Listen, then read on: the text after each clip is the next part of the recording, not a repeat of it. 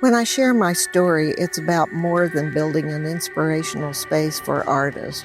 I represent the creative spirit of the nation, the Choctaw Nation. I am our past. I am our present. I am our future. I am all of us. When we share, we become one.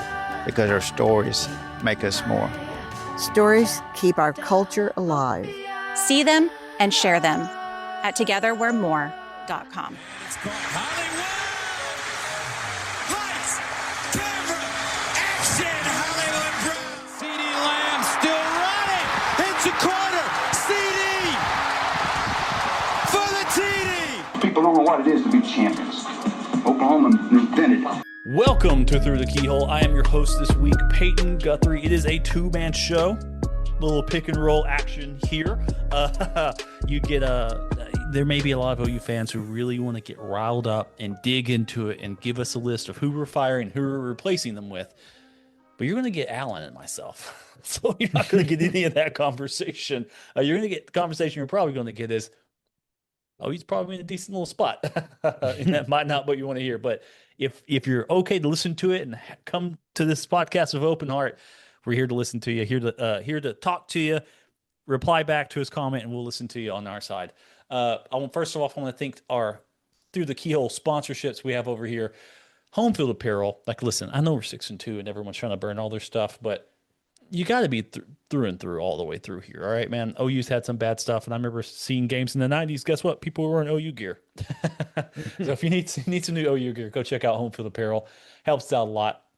And then if you're having a much larger issue so far after that Ole Miss game, check out the Spirit Shop in Norman. They will help you out and help you get through this tough time. Kaizen Performance and, the great Choctaw Nation of Oklahoma. Go check out their stories over at togetheroremore.com, where I, part of my day job, tell the stories of inspirational Choctaw tribal members, what they're doing to inspire their communities or inspire us at large to be better people, be a better community. Go check that out and see what we're going on there. Again, follow some of our social channels on Facebook, Twitter, Patreon, patreon.com/throughthekeyhole. Probably the best website that's ever been invented. And then hit us up on some 5-star reviews on Apple and Spotify. Come check us out. Come bother us. We love it. We love it. I want to be able to see what you guys are talking about and let us know everything. But Allen, let's dig into this, man. How you doing? Okay. How you holding up? Oh, I'm great, man. You mentioned home field. I got a nice OU hoodie on here, super comfortable, real soft on the inside, just the way I like it. So no, I feel good, man. It wasn't a very fun game on Saturday, of course, but lifestyle wise, man, I'm great.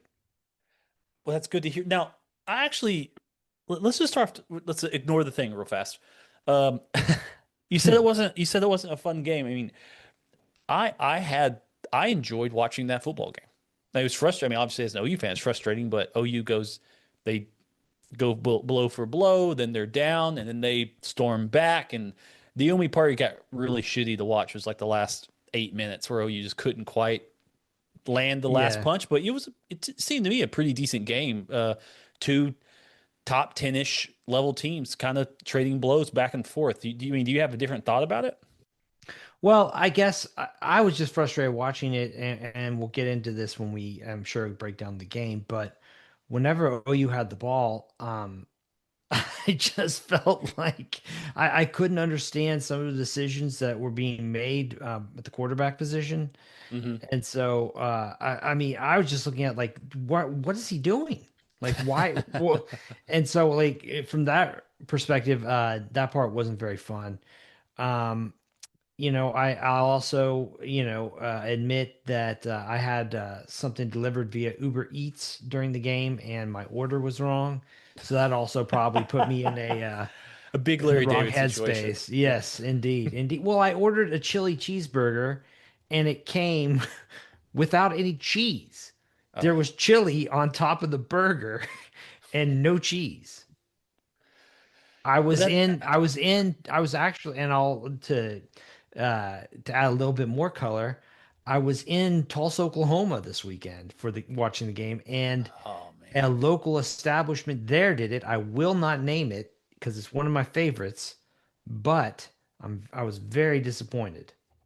I was going to say that the chili cheeseburger getting messed up, I was like, that has to be because of your location out there on the East Coast. But if it's happening in Tulsa, that's just that's just bad. That's bad news. That's bad news. But no, yeah, let's get into this. Brady has on here now. Again, Brady writes the show notes. We're going to follow this as best we can. All right. On that, we're going to try to bring the appropriate amount of energy here. Verbatim, the Ole Miss Confederate. The final thoughts about the Confederates and how we feel about it. I guess I'll give my thought about it, a little more in depth. There is. Especially if you check this out over on the recap, so mine would be a little bit quick. Alan wasn't able to join us. What I saw was an Oklahoma team that seemed talented enough to play against a top 10 team late in October, which Oklahoma's not used to doing, to be honest with you. Still, with the former Big 12, had these types of teams coming into Norman, and they played well enough to, one, have a chance to win at the end of the game, two, not fold up shop like I guess they could have, down 22-10, coming out of the half. And once they came out of the half, they have a quick 3 and out. They punt the ball back, and my immediate thought was, okay, here we go. We haven't stopped them, and OU's defense and just like shoves them in the corner and says, okay, let's get the ball back, and then OU's able to get some steam, kind of moving forward for that really good third quarter that OU had.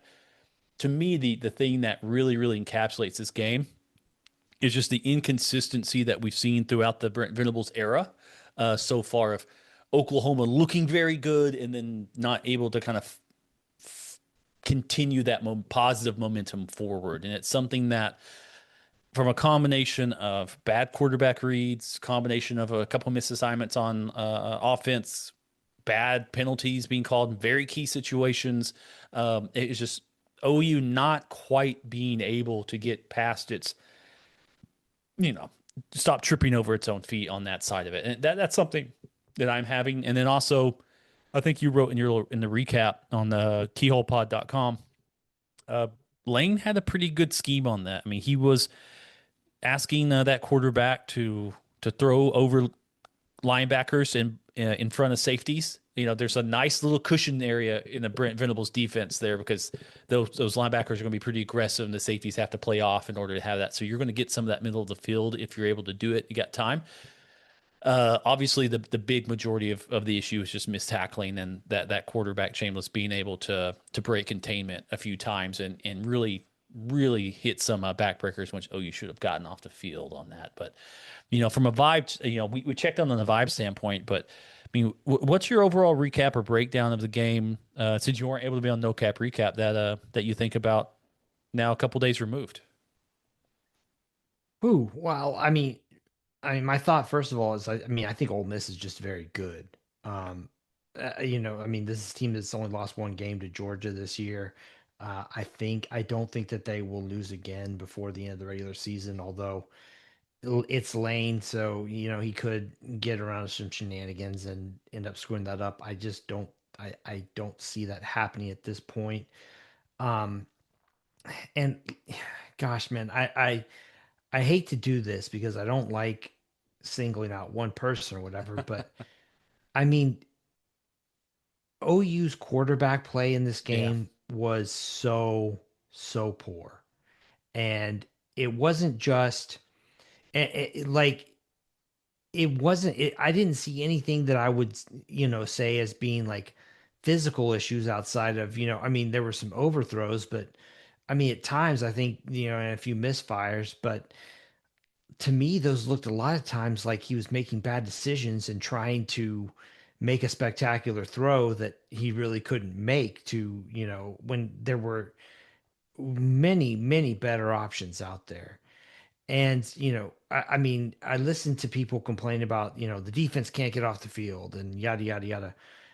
OU had a much bigger problem staying on the field when it had the ball. Yeah. That whole sequence, especially with the safety there, late in the first half where, then all of a sudden you're punting away, or you're kicking away, pardon me, and then Ole Miss is getting the ball back at midfield.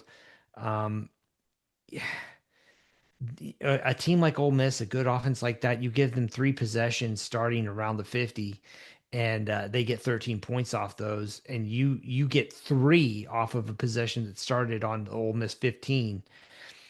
like you're just going to have a tough time being a team like this. I mean, there's I realize, like, I was on the whole buy the ticket, take the ride thing, but Yeah.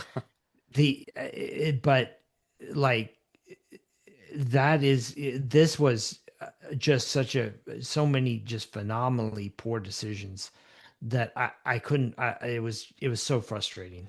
So you're That saying was the you're game. so you're saying you want to get off the ride? That's what I'm hearing. No, man. I mean, the thing is like, I guess, we can talk all you want about the different play calling or the defensive scheme or yada yada.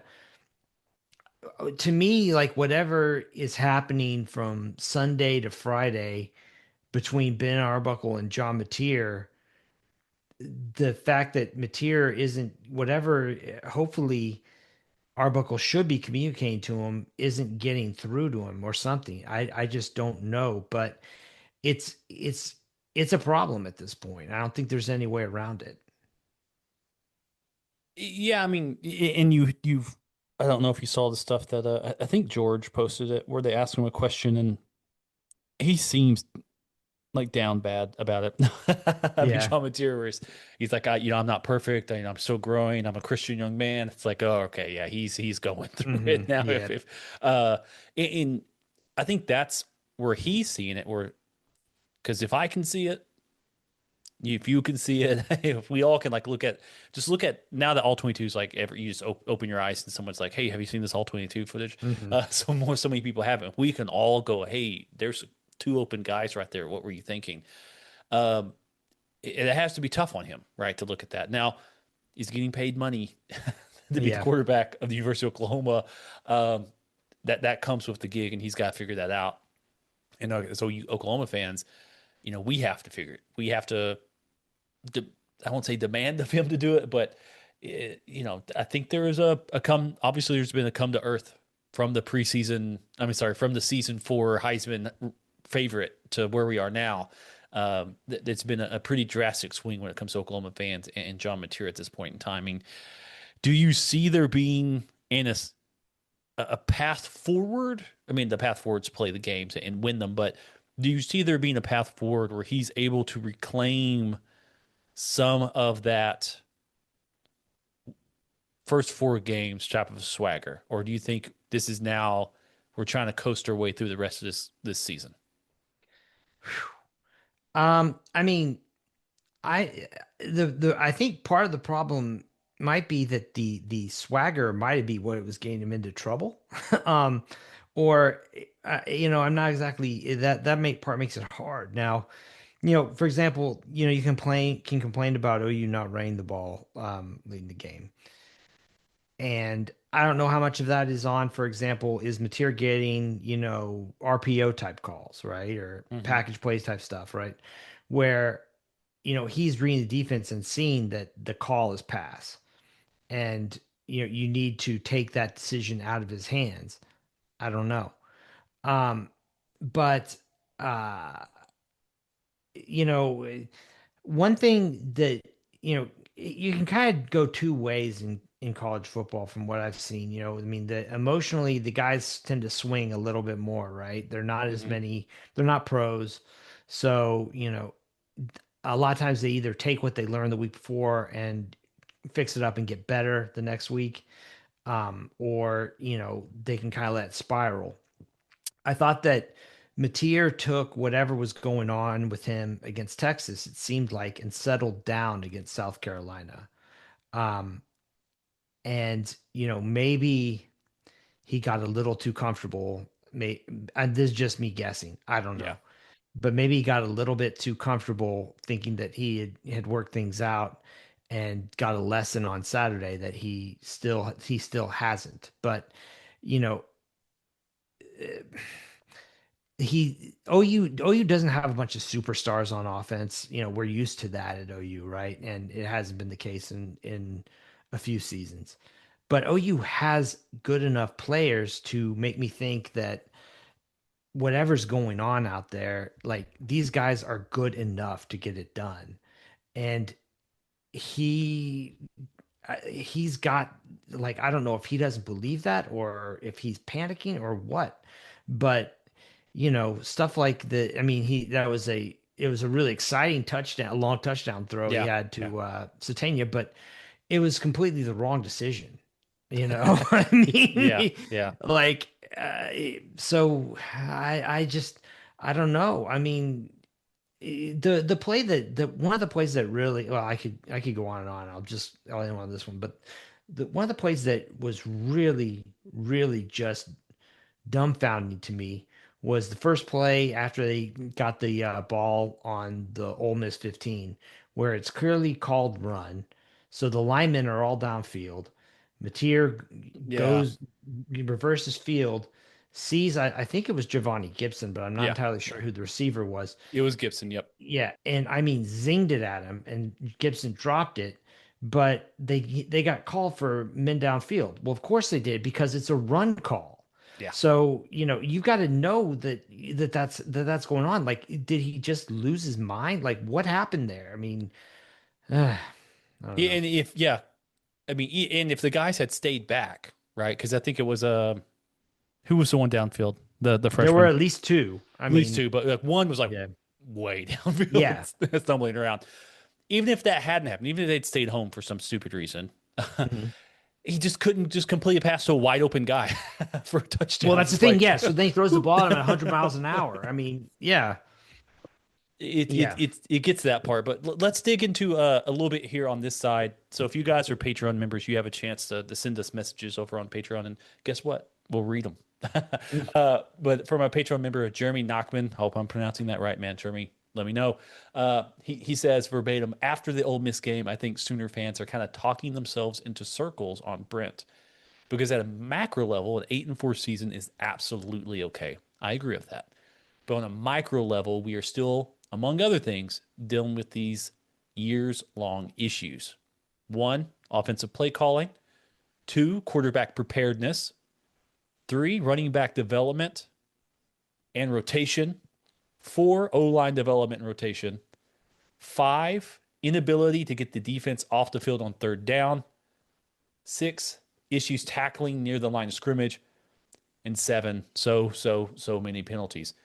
You can have an 8-4 season in the SEC where, for example, you play one clunker and you just get beat 3 times playing your B game and showing continual improvement with these issues on a micro level.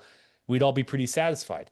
But if you go to 8-4 and you just continually trip over your own dick playing the same way you did in the 2023 Big 12 losses, that's just a recipe for fan frustration. Thank you, Jeremy, for that. I mean, pretty well written response and measured on that. Let's walk through these one at a time, Alan. This gives us 7 good talking points. Okay. This helps out. Okay. Jeremy, hey, dude, you gave us the show today. I appreciate it. So number 1, offensive play calling. He says this has been a years-long issue for Brent Venables' offensive play calling. I will say I would, disagree. The Dylan Gabriel years were pretty good.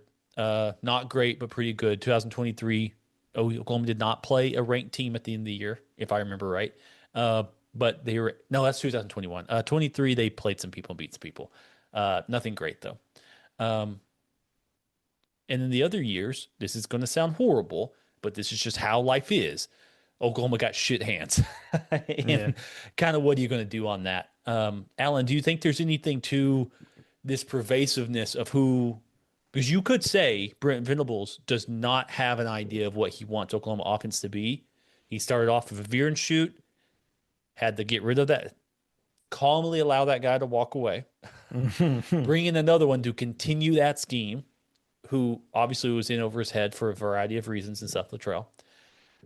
Then you hire Ben Arbuckle, who is not a veer and shoot guy. He is a West Texas, Lincoln Riley, air raid guy.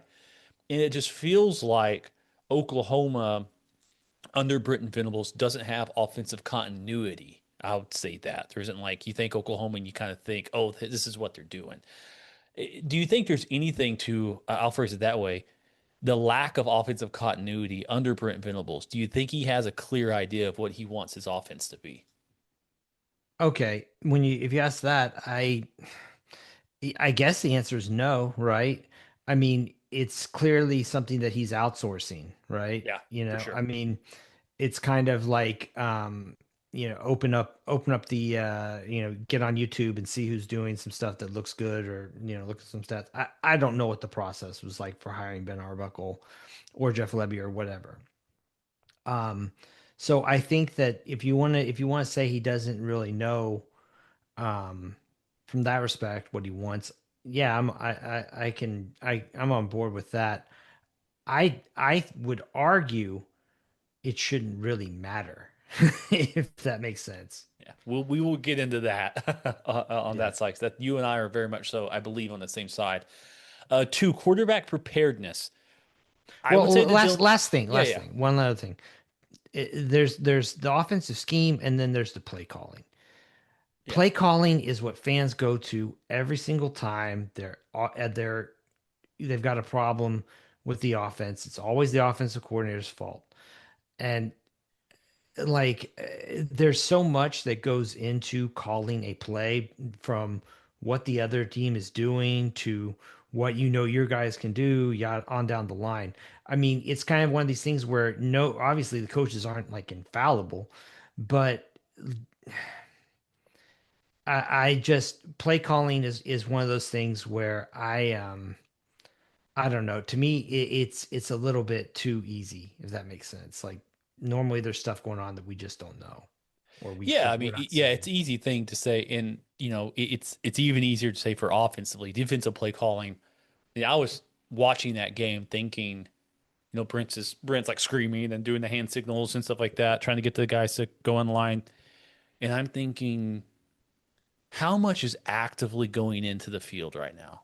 You know what I mean? Like, if it's if it's three, if it's a 1x3, then okay, yeah, we're probably playing a cover 6, because then you're playing a cover 4 on the 3 side, and you're playing a cover 2 on the 1 side. It's like, it seems like so much of that stuff should just be automatically structured in. Like, when they see a certain formation, it's like, okay, bang, bang, bang, bang, bang, and then maybe he's like calling stunts and shifts, and there's a certain formation that we know on 3rd and long they like to run, so make sure you're keeping that.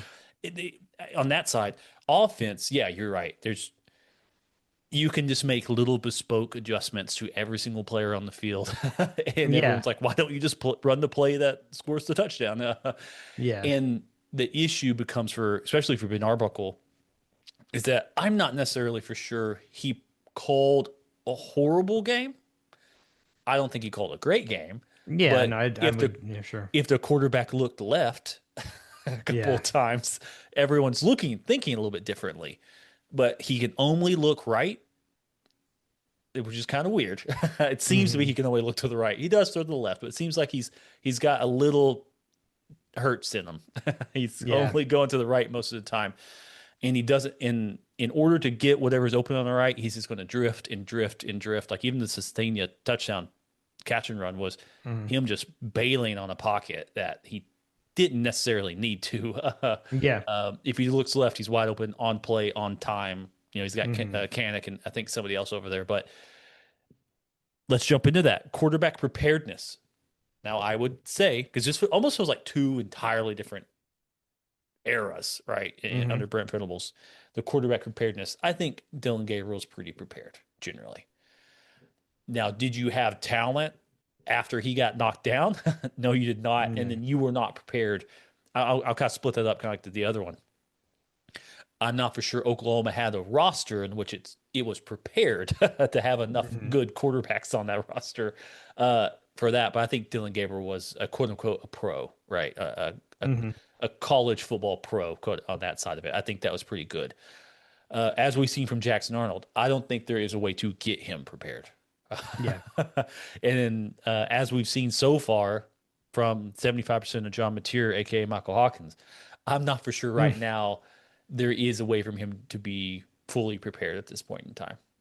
Right? You'd have to do like individual play calls every time for him, if that makes sense. Yeah, I mean, I don't really know what this means, preparedness, if you're talking about getting them ready to play in a game, or if you're talking about getting quarterbacks ready for games, or if you're talking about development or having, like a pipeline of quarterback. I'm not entirely sure. I mean, was one of the examples that I believe the person who commented wrote in had something to do. Well, I don't even know. I don't know what they're asking there. Yeah, and that's a tough part too, where I get. I mean, I think obviously where it says quarterback preparedness, this is very much so. Because if you break it down that way, Dylan Gabriel was prepared. I think he was a pro on that. I think he knew how to run the offense. Jackson Arnold and Michael Hawkins are not quarterback players who should be playing at the University of Oklahoma. I mean, that's just what that is. But then you have John Mateer, who now, ever since the Texas game, has been my eyes are in the wrong place, my eyes are in the wrong place, my eyes are in the wrong place. Now, if I'm a fan, I'm hearing that. I'm going, well, your offensive coordinator and QB coach, who are the same guy, probably should get in your eyes in the right fucking place. Yeah. And I think that does have some frustration on that. But as we've seen with Jackson Arnold, as we've seen with Michael Hawkins, it may just be a John Mateer issue. Yeah. Because it wasn't that way with Cam Ward at Washington State, right? I mean, so it just may be a John Mateer issue. And what we need to maybe reframe ourselves is thinking, because I think we do need to reframe this. When John Mateer was plucked out of the portal to come with Ben Arbuckle, in my mind, it was always going to be, this is the guy who now can steady the ship, but gets you to your first good high school recruit from Ben Arbuckle. Yeah, I think not that this guy takes you to the promised land. Right. He's the one who it's very much so like a Dylan Gabriel situation where it's like, we just need somebody to be quarterback right now. And he hasn't lived up to, I mean, generally, as you said it in some discords, the hype that overshadowed his actual play in the Michigan and Auburn games. Right. Outside of it. This one, number 3, I do actually agree. Running back development and rotation. DeMarco Murray is the most unlucky position coach in Oklahoma history, with Tatum being hurt constantly. Now Barnes is hurt. Blaylock got banged up in the Ole Miss game. Xavier was hurt at the beginning of the year, but now he looks like potentially he should be the starter. Running off potentially good running backs that would, I'm not for sure what sort of continuity Oklahoma has in the running back room, why the rotation is set up the way it is. It's not their prerogative to tell us, obviously. But the results that you're seeing makes you question the process on that. I mean, how do you feel? I mean, as a fan, when you think about DeMarco Murray, I mean, do you think that the time's up? I mean, let Ben bring in his own guy. I mean, you rarely see a team where you don't know who's going to be coming out to get the bulk of the carries one week to the next. It's kind of confounding. I realize that the nature of the running back position as a whole has changed a lot in the last 10 to 15 years, but I'm having a hard time. The position, the room is underperforming. Yeah. And if the room's been underperforming, the only time it's been well, in my personal opinion, was when he had a NFL running back, right? Gray, and he had no one else after that, so it kind of like forced his hand to a certain degree on that. And that's, I'm not for sure what you do or how you handle it, as a DeMarco Murray, and especially as every time it seems like South Carolina game's on. Hey, Torrey Blaylock looking pretty good. I believe his first time he touches the football for Oklahoma, for Ole Miss, he looks like he just totally gets destroyed. And he's like, I need out of this ball game. Just he hadn't quite was able to verbalize it yet. So it's either he's the most unlucky dude in the world, or he's running on some of that OU loyalty that is probably run out in my mind on that side. Number 4, this is a big one. I have a big disagreement. I think you and I keep saying on the same page about offensive line development and rotation. I will say a lot of OU fans, I was hearing them say, play the young kids. They played the young kids, and now we're saying, why are we playing these young kids? So, I mean, I'm not for sure what they want Bill Bedenbaugh to do at this time, but I'm not, honestly, I'm not enraged about the offensive line. I was going to say, I didn't think that the offensive line played that poorly on Saturday. I mean, I think that you could certainly pick a few spots where it's like, ooh, yeah, that was bad. But I mean, on the whole, I felt like the stuff was there. That's when I just like if the offensive line really is that big of a problem for you right now, it's so far down the list, in my opinion. So, yeah, especially with what's coming in. Like, this is going to be. I'm going to say here, I don't want to be that guy, but if you are looking at recruiting, yeah, Oklahoma last year got 2 five-star type players. 2026. Alan, help me out here. You pull up 2027, okay, if you could, some recruiting class there. I'm gonna go to 24/7. We're doing this live. That's who I like, even though they seem to hate Oklahoma. mm-hmm. And this class coming in, but Oklahoma has no highly rated guys, but you're at least getting bodies into that position. I believe in 2027 they're being forecasted to 2 more 4-stars on top of a 5-star they already have. I truly think the offensive line is totally like it is fixed. It's more just keep these guys committed and let's roll. Yeah, I mean, I'm looking at it thinking, okay, in 2026, you'll have Foje out there, you'll have Fasusi out there, Michaela comes back. Eddie Pierre-Louis, he got some extended time really for the first really extended action I think he's had this year. Maybe Ozaida, maybe you find somebody else, maybe pick up somebody in the portal. But I mean, I feel like you've got the guts of a really good offensive line there. So yeah, to me, I mean, does that do anything for 2025? No. But I mean, like to me, like the offensive line is not a problem. And the stuff about rotations, that drives me up the wall because it's like the rotations are not a huge problem. I mean, most of the time it's more along the lines of like, well, you need this left tackle out there, and the problem is he's one arm hanging off his body or something like that. Yeah. You know what I mean? Like that's the bigger issue to me. Yeah, I mean, Oklahoma, like I felt very happy with Oklahoma. Like I would honestly, the line we saw out there against Ole Miss is probably the line I would like to see the rest of the season. And that line only happened because we lost the starters who were playing above these guys. So sometimes things hit and you have to feel, I won't say you have to feel any way about it. Obviously, you have to have their own feelings about everything. But I don't feel like it's a point in time where Oklahoma's thinking, oh, we're done here. Like, this is it. To me, I think you're in a good spot for the offensive line these next remaining 4 games. And then 2027, you're looking at 2026, I apologize. You're looking at a pretty formidable crew that kind of gets you back to that old school Bill Bedenbaugh lines on that one. But you're right. In the moment, because this has been now, I mean, honestly, I guess it's really just been a 2-year issue. Yeah. But last year's was so bad that it does feel like it's been longer than 2 years. It feels like it's been half my life on that. Inability to get the defense off the field on 3rd down. I'll answer this first. That's Brent Venables, baby. That's getting after them. That's bringing pressure. That's you're pressing your advantage. That's going for it. I mean, Ole Miss had 14, I think, explosive plays. Let me see here. Ole Miss had 12 explosive plays.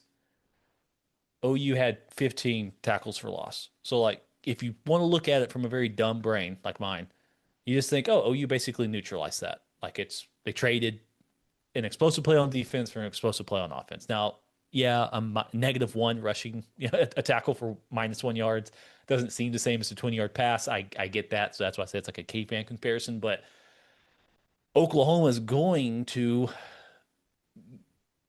have boom bust plays. I mean, there were Ole Miss was 9 of 21, so that means there were 11 plays, 12 plays in which they did not continue a drive on third down. So on that, with Brent Venables, especially if you're bringing pressure, if you're trying to press your advantage, if you're getting them into third and long, and you're wanting to go for it, and you're wanting to say, "This is it, we got them, let's pin back," you're going to have to live with.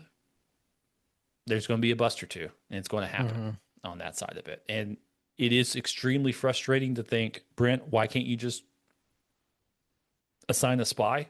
That would be great. Maybe he will. But my assumption is he probably didn't think that quarterback would have been that big of a rushing threat for Oklahoma, for Ole Miss, converting some of those downs. Is there, because you talked a little bit about buy the ticket, take the ride with Mateer, are you thinking about that from a Brent Venables side? Is it kind of like, hey, this is who he is. He's going to get sacks. He's going to crowd the line. He's going to blitz. It's what we've all known about him, which sometimes that means you get caught. Are you ready for the new era of sports in Oklahoma? Want to be ready for some real Southern football? Kaizen Performance in Norman, Oklahoma is your spot for physical and mental growth. By empowering a lifestyle of constant, continuous improvement, Kaizen Performance's gym experience lends itself from the experienced training fanatics to those who want to make a positive change in their lives and everyone in between. Come see their new location at 158 Armstrong Court in Norman, Oklahoma. With experienced trainers who understand that every client has individual desires and needs, in-person and online customized training programs and nutrition plans, Kaizen Performance has everything to offer for you to meet your goals. Again, their new location is 158 Armstrong Court, Norman, Oklahoma, 73071. Seriously, Brady works out there, and so does Payton when he comes to home games. Come work out with us and get ready for the week-to-week grind of real Southern football. Kaizen Performance, Norman's own local gym where your goals are a workout away. Well, yeah, but also, like, OU's 7th in the country on defense and third down conversion percentage, so I don't know what the issue really is. Well, they're not first. Well, I mean, yeah, but you see what I'm saying? It's like, okay. Ole Miss was 9 of 21, right? Like 42% completion rate, which is conversion rate, which is not great, but not good. For Ole Miss though, that's actually pretty low. Yes. On the season, right? I mean, the fact really that Ole Miss had 21 third down conversion opportunities was a lot for them. So, to me, I look at that and I'm thinking, Ole Miss averages about 4 plays over 30 yards per game. I think they had 2.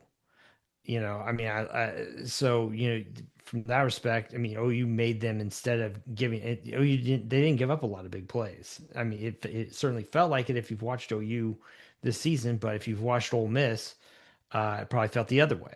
Right.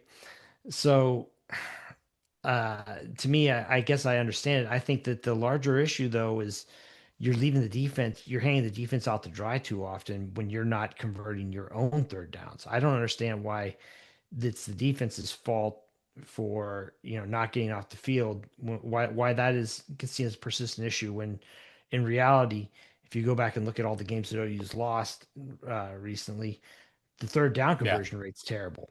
Yeah. So, to me, that's a much bigger problem between the two. Yeah, that's something that I would lean to your side on. I mean, if you look at the game, Trinidad, he has 6.8 yards per play passing. That's not great, right? Yeah. I mean, that's not great. Starting a running back has 2.9 yards per carry. Yeah, his average, I think, is 4.2. He's a good running back, man. Yeah, I mean, they hold him to like 60% of his normal average. I mean, Oklahoma's defense played really well. The issue is Oklahoma had to defend 87 plays. Now, some of that's their own doing, right? You could have got off the field, whatever. Sure. But some of that also is, if you could just pick up one first down every once in a while. I mean, right. Oklahoma was, I don't have it directly in front of me. Oklahoma itself was 4 of 14 on third downs. I mean, they only got to the third down 14 times, which is a decent chunk, I guess, on that part of it. But you got to convert more than 4 when you get there. And then the 2, I think they were 0 of 2 on 4th down, right? Let me see. So 1 of 3. 1 of 3. 1 of 3. Okay. The last drive they picked one up. Okay. Yeah. Okay. Yeah. So I mean, like, I don't know. I feel like what we're talking about as like persistent issues. Like, I mean, I don't know. Anytime you watch a game, you could point to stuff in any loss. Mm-hmm. Anytime a team loses a game and say, "Oh, that's a problem right there. That's a problem. That's a problem." But like, if the same thing happens when they win, is it not a problem? I don't know. Next one, Jeremy. Don't hate us. Let me see here. Next one is issues of tackling near or behind the line of scrimmage. Now I'm going to pull up something. Again, I got a stat for that. Max Olson writes for ESPN. He has a thing called stop rate. Now it's a pretty simple thing, but it's basically best defenses. Oh, is it stop rate or stuff rate? What do I need to look at? I think it's stop rate. Stop rate. So yeah, Max has stop rate. And so stop rate is getting stops and preventing points. Oklahoma currently is sitting at 9th in the nation at 76.3. That means 76.3% of the time, Oklahoma is keeping the other team from scoring. That's pretty good, right? Mm-hmm. I mean, just generally, that's pretty good on that side of it. Like, there's also a thing called like tackling, right? And tackling is also just like really, really hard on that. But Oklahoma does a very good job at stopping people. The missed tackles are, I think Brady was talking about that 2 weeks ago, about middle of the pack, middle of the nation, about missed tackles at like 7 or something in a game. So it's not like Oklahoma's defense is perfect. I think where it happens is that maybe it's like a Schrodinger's cat, or however you say cat situation, where it's like when it does happen, it's always a big moment. Or is it a big moment because the tackle was missed? Or was the tackle missed because it was a big moment type of situation? And that's how it kind of feels like with the third down conversions, with the missed tackles. Oklahoma is playing in these tight games in which a missed tackle feels like just a massive momentum swing, right? And I think as a fan, myself included, you kind of, it's like, okay, here we go. Big Mo's on their side. And I'm not even a big believer in momentum, to be honest with you. Yeah. Even though I think technically there's another newer study that came out that said it's probably more real than not. It's called confidence. Momentum is just confidence. That's all. On that side of it. So it does. When it does happen, it sticks out. But when Kendall Daniels crushes some dude, or when Andrew Powers, murders a dude in front of like 5 cameras in one hit, that's more of what we're expecting. When Kobe McKenzie meets a running back in the A gap and stops him, that's what we're expecting. Oklahoma does a really good job there. Is that when they do miss a tackle, to me, it feels outsized, because what's normally happening is that there are stops. Oklahoma is getting off the field, but I do understand it's kind of like, who am I supposed to trust, you or my lion eyes on that? So I mean, I get that side of it. I mean, do you think Oklahoma is plagued by missed tackles? Do you think that's an issue for Oklahoma? I mean, yeah, like I talk about that all the time, and I mean, I think yes. Now, but I also think that, like, I look at the way that OU structures his defense, and it's kind of like saying, like, Navy's drop back passing game sucks. Like, okay, fine, but like the team isn't really built to be a drop back passing team. They're built to be an option team. Like, that's part of the way that Venables' defensive scheme is set up, is that, if a team can get to a situation where they're able to isolate a defender one-on-one, yeah, you might be able to take advantage of a missed tackle there. I mean, we saw that against Texas, for example, where it really came back to bite them.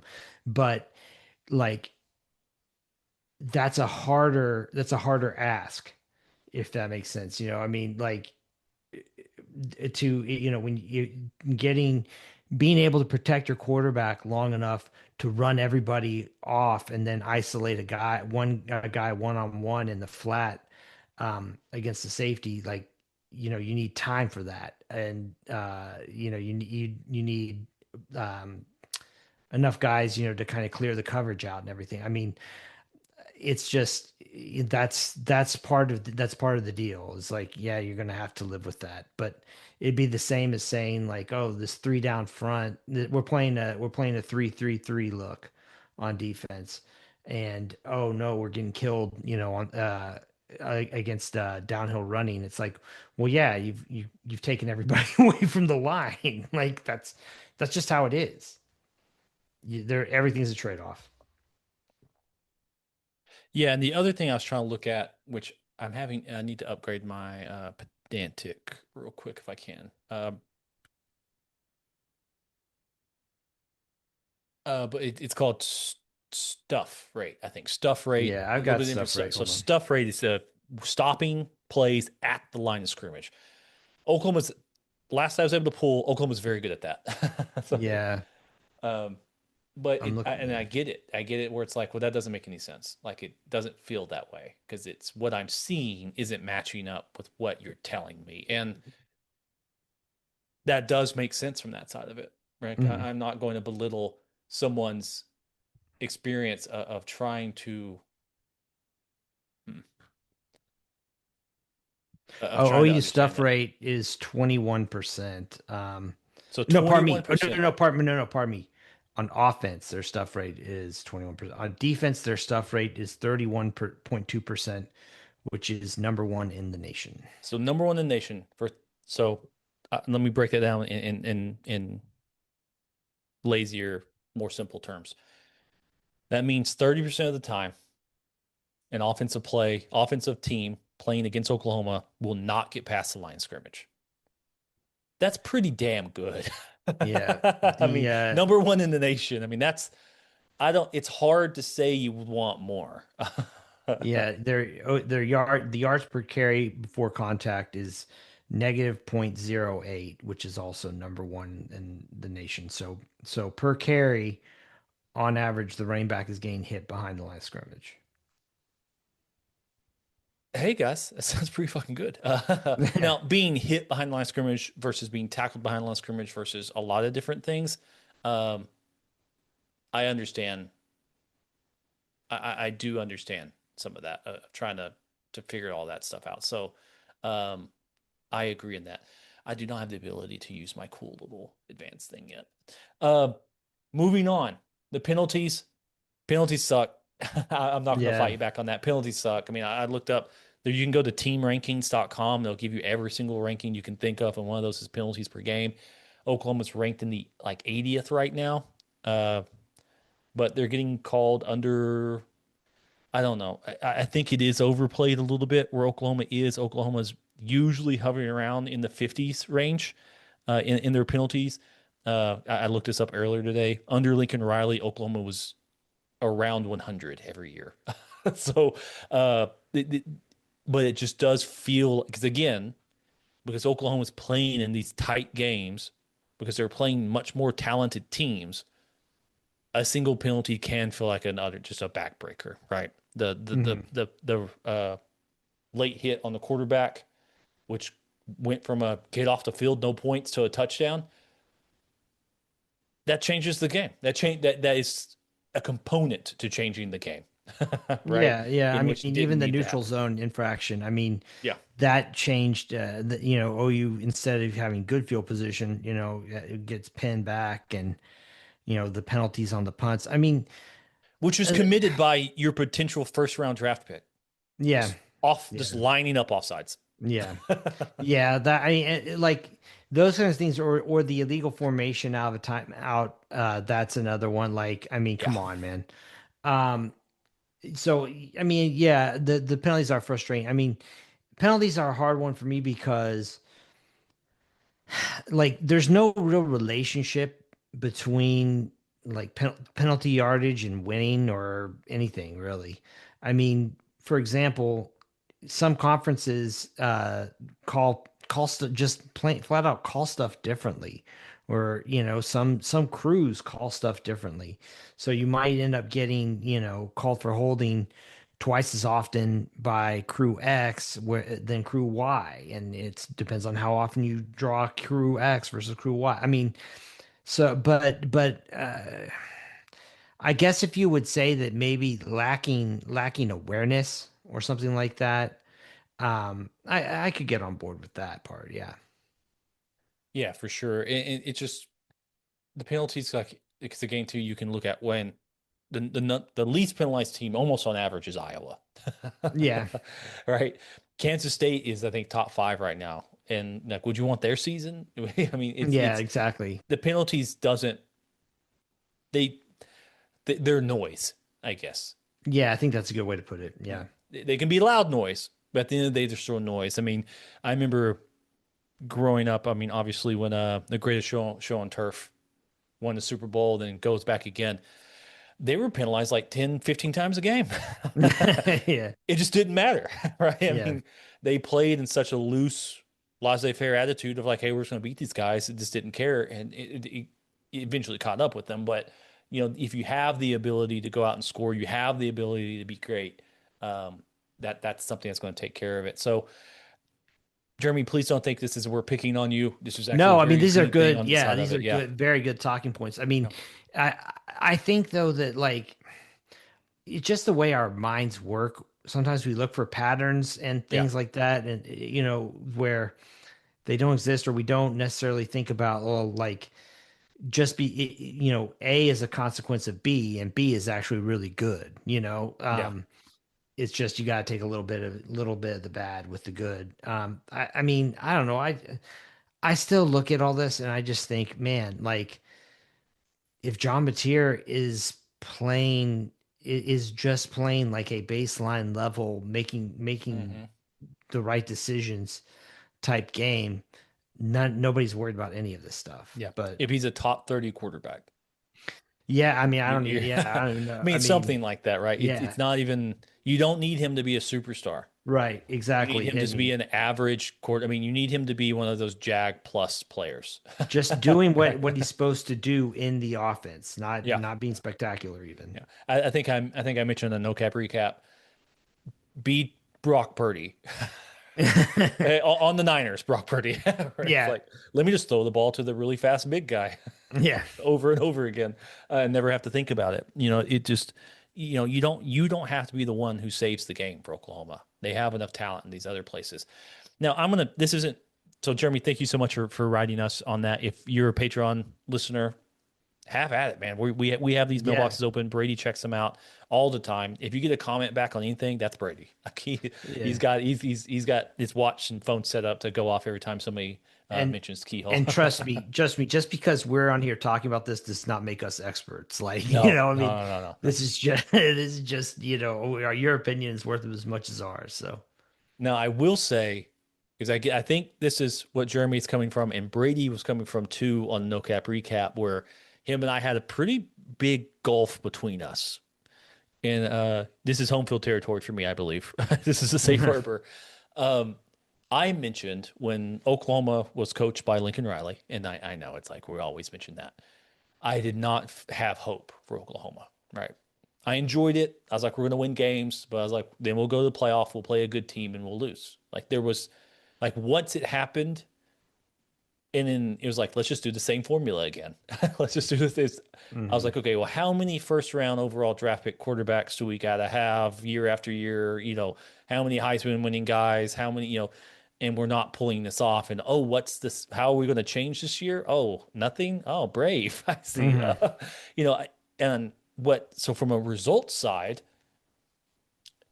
it was fun going 11-1, winning the Big 12, going to a playoff, especially when it's a 14 playoff.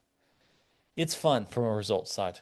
But when I was looking at the process and I'm like squinting my eyes, I just thought, we have capped out as a program here. Like there is no way of getting, if you couldn't get it done with Baker and you couldn't get it done with Kyler and you couldn't get it done with like the number 1 and number 3 best offenses in college football history, it's like, then what are we doing? And I told Brady, as like, if I squint and look into next year, I can see a team is able to complete for playoff bursts, and then not only that, compete once they're in the playoff, more so under Brent at this point in time than I could with Lincoln Riley. Now the issue becomes, well, Lincoln went to the playoffs and played playoff games, and Brent Venables is winning 6 games. How can you see that?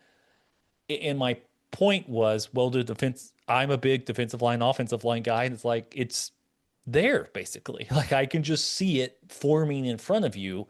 And I think next year, Oklahoma's play calling is going to be a lot simpler. I think next year it's going to be hand the ball off right, hand the ball off left, throw to the open guy. I think it will be a lot easier on that side. In the defense, I'm not really seeing a reason. You lose, I think, with just 1 defensive tackle, maybe 2. No, you lose 2. I think you Grayson. lose 2. Yeah.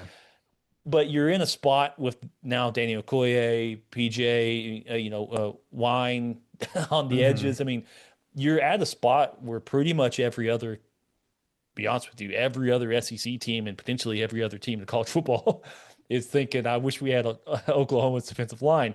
And then you've got what I'm seeing is an all freshman SEC cornerback who will be in his 2nd year. I mean, I see Oklahoma's defense being the same, and I see the offense being better because the offensive line is more talent, has more growth, and John Montier maybe calms down a little bit. I mean, I see the things in which I think take to be a championship team, I see Oklahoma having now.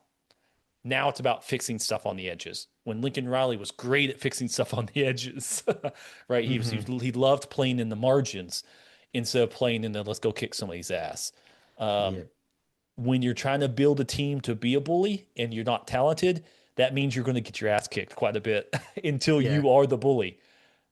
I can see Oklahoma being the bully fairly soon. And maybe that's being a big time homer and like a big time apologetic towards Brent Venables. I'm not for sure.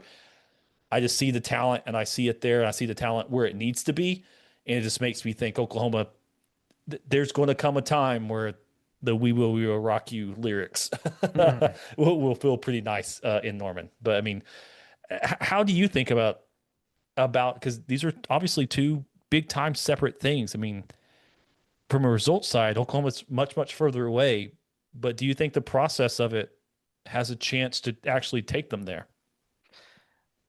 I mean, I think, look, these things that we're talking about right now, these are the things that you worry about when your team is equally talented or lesser talented. And you're thinking, we cannot afford to, squander a possession. We cannot afford to be, giving away,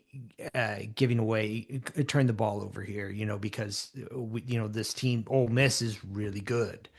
And OU is very, very close to being in a position where it's, no, we're better than you. You need to be the one worrying about not screwing up. I mean, that is, I almost look at it and think like we're looking at this the wrong way when you want to, kind of Bill Snyder everything, you know what I mean? Like, we need to get, like I say before, like, how are we playing the wind on kickoffs and yada, yada. I mean, no. You just be better than the other teams. You don't have to MacGyver everything, just be better. And OU is getting there in terms of the bodies, the players, the talent. I mean, I that's why, like, I look at this year, my hope is that Brent is able to ride all this out and get, whatever it is, whatever he needs to get done this season to get it done. Because I mean, I look at this team and I think next year they could be really, really good. The Spirit Shop has been Norman's source for wine, beer, and spirits since 1976. We feature the biggest selection and best prices in town. Thousands of different wines, beers, spirits, and more.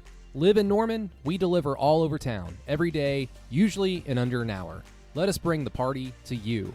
Go to our website and order online at www.thespiritshop.org or give us a call at 405-321-3100. That's 405-321-3100. In from out of town for the game? Come see us at the corner of Main and Berry, just 2 miles east of I-35. Take the Main Street exit and browse thousands of fine wines and hard-to-find bourbon in store. Yeah, I think you and I are on the same page on that because, like, I mean, if you just look at, I mean, I'm trying to give you guys the biggest hope I can. Then we'll jump on Tennessee. Then we'll get off of here. Oklahoma's now big on the defensive line. Oklahoma's big in the linebackers. Oklahoma's fast in the secondary. I mean, Oklahoma has guys who, I mean, Wine was a nobody. Wine was because he couldn't get Fasick, or how you say his name, because he flipped to Texas last second, who has been a complete nothing. And no, so Oklahoma dodged a bullet there. This was a dude they picked up off the trash. No, I won't say trash. I mean, he was a plan C guy they got last second, who is now leading the team in, I believe, sacks and tackles for loss. I mean, he is you look at what the defensive line is doing. People are not going to hate this. You look at what the offensive line is doing throughout the year. And again, I've always said it's hard for teams to actually improve unless there's player availability. You're putting new players on offensive line. The offensive line is, in my opinion, performing better. You just get the young, talented guys out there and you roll with it. And you hope Nagy maybe has learned a lesson on trying to quote unquote moneyball the wide receiver room. And maybe goes out and gets somebody because here's the thing. Mateer's staring down Satania because Satania is the one who's making plays. It's a fair point. Maybe that's just that. If CeeDee Lamb was out there, I bet he'd get 20 targets a game. Right. I think Mateer would be like, I know who I'm throwing the football to. And that would pretty much take care of his mental picture of the field, to be throw to the guy I know who's going to catch it and throw the guy I know who's going to try to make a play on that. Everyone else seems to catch and immediately get tackled, except for Kanik. Kanik does kind of stumble around, but he's usually, you throw it when he's about to get tackled. Situation on that. So again, thank you guys so much. That's my idea of it. And maybe that's hope and all that type of stuff. But as Alan said, I mean, when you're playing teams in which you're not as equal to, or you're equal to, you're looking around, you're trying to find the one play that kind of gets you there, stuff like that. In Oklahoma, to me, played punch for punch with Ole Miss. If you look at Ole Miss's EPA per play, they ended in the negative. Oklahoma did not. So, I mean, the issue is Oklahoma didn't have enough plays for that to matter, I guess. But if you look at it from a lot of different ways, and if you check out Parker over on Twitter when he does the how much did you really get beat by, and Ole Miss and OU were like just squished on top of each other because they basically played an even game. You're in the SEC, baby. You chalk it up sometimes.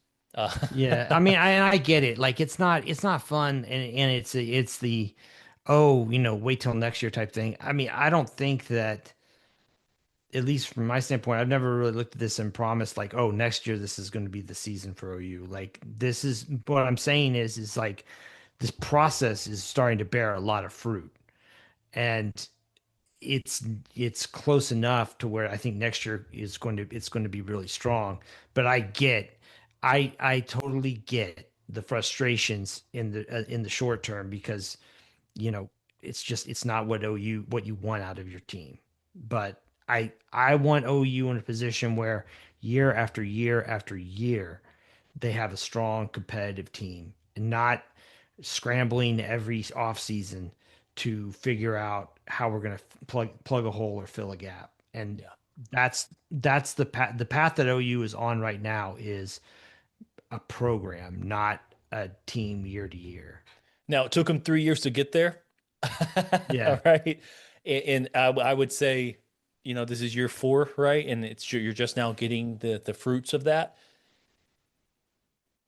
Now, if you're a calmer head and you're looking at it, you think, okay, year 1, it's a complete rebuild. Year 2, there's injuries. You lose your quarterback. Year 3, it's all, you can walk your way through it. and make a bunch of excuses. Coaching is a result industry.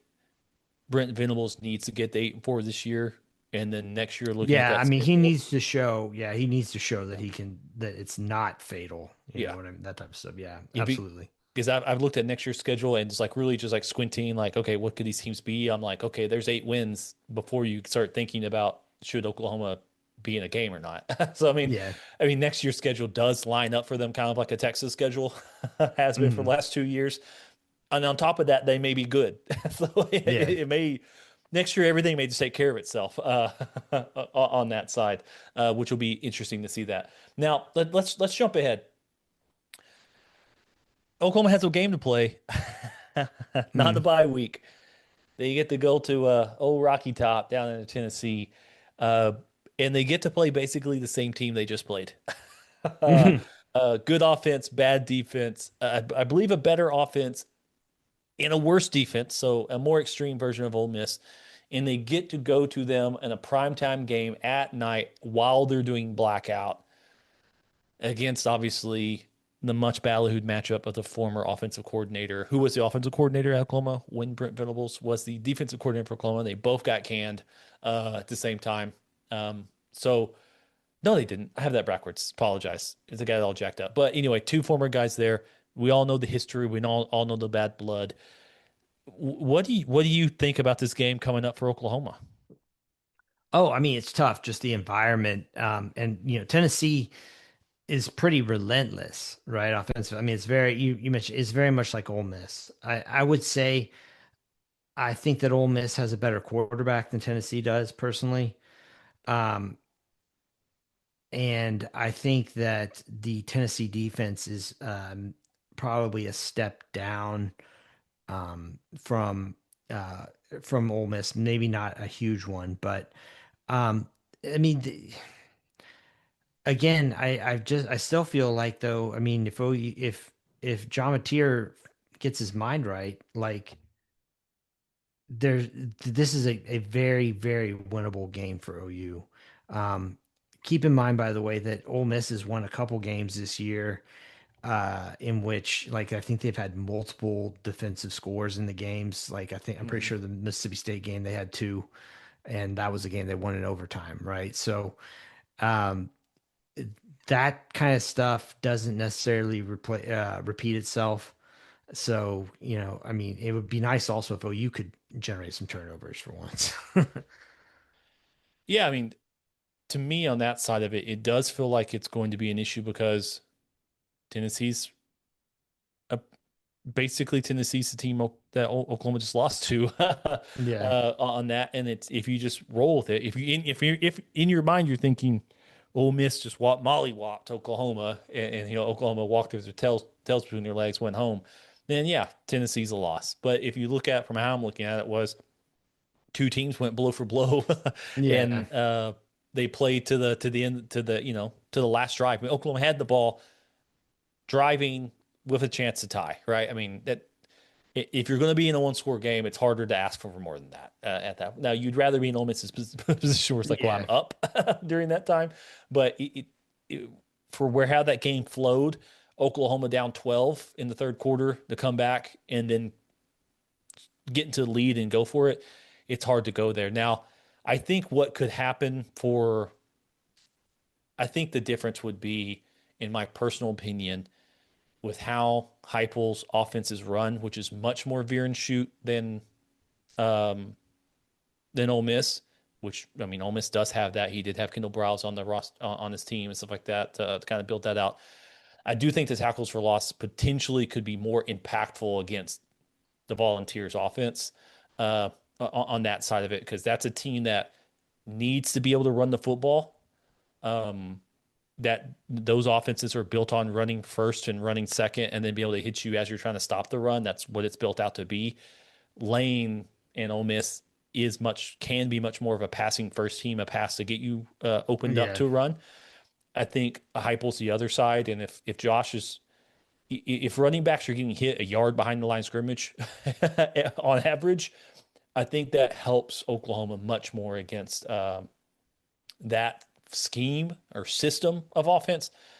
than it fully did against Lane, who is a pretty good play caller, right, on that side, like that. I mean, I'm not trying to be whatever against Josh, but I think Josh has shown his ability as a head coach where he's been at, of getting a scheme in place and then hammering that scheme into everybody, right? I mean, and then when he gets beat, the scheme gets beat, if that makes sense. Like those Alabama games like that, it's like they know what you're going to do.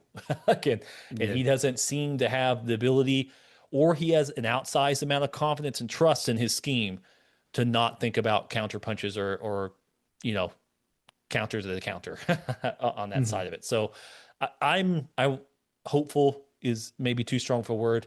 I think Oklahoma's in this game. I think Oklahoma can win this game off of stuff I've seen. People say, well, what makes you, what have you seen that makes you think, oh, you can win this game? I think they have the best unit in the game, which is defensive line and the defense. If you have the number one unit, then you have a chance to win the game on that side of it, and potentially kind of quieten down that crowd up there at Rocky Top. I guess let's go into it for some scores. What do you think the score is going to be? Oh man, I barely even thought about this. Let's see here. I will say something like, I don't know.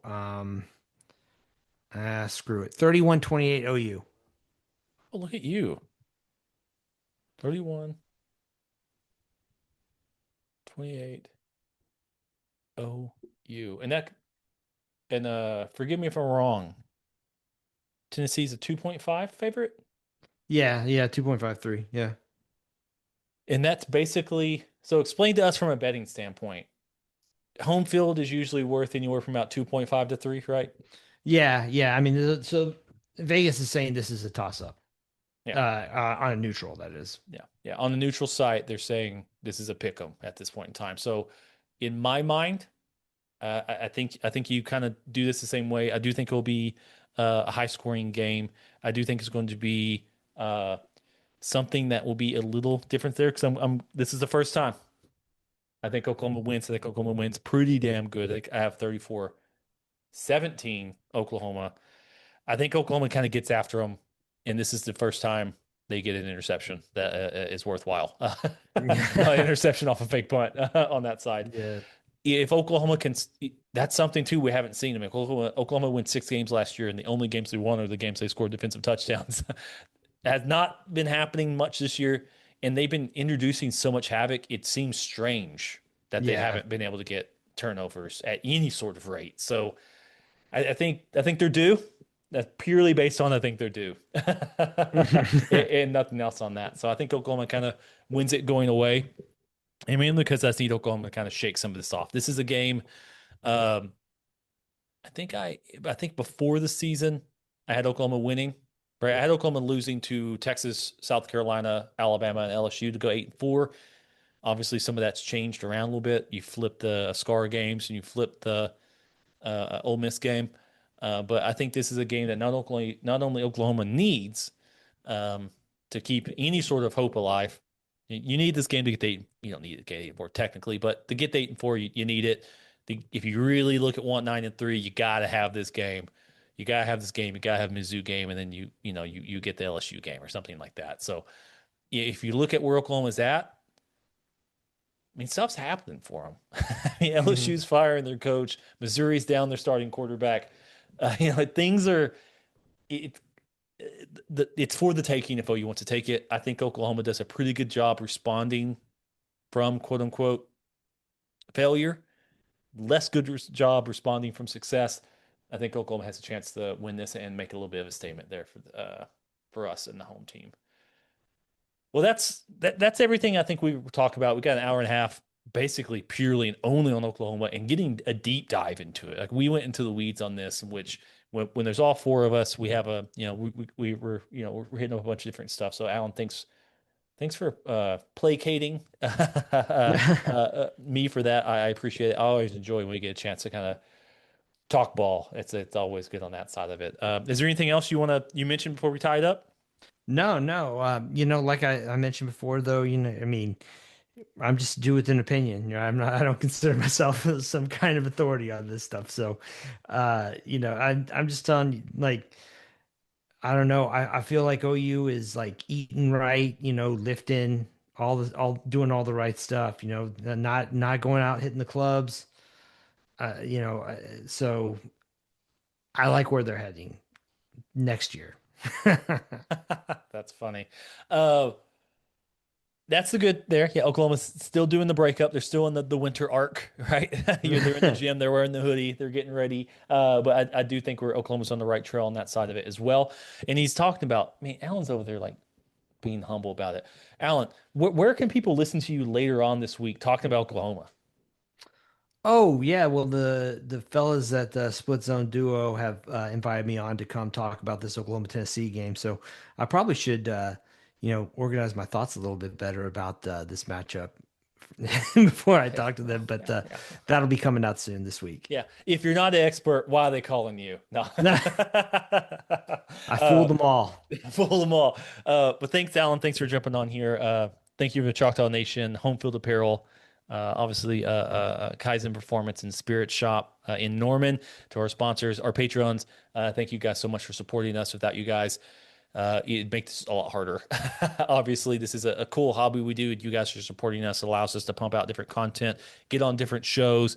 You know, I've been able to write for a couple different websites now about Oklahoma because of our listenership and our audience. So you guys are helping us kind of spread our viewpoints in Oklahoma football. We appreciate that.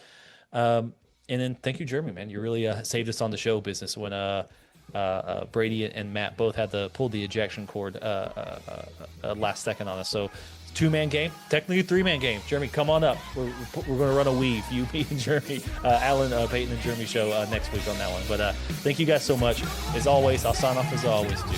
And Boomer! He did it. Oh, my God. It's personal.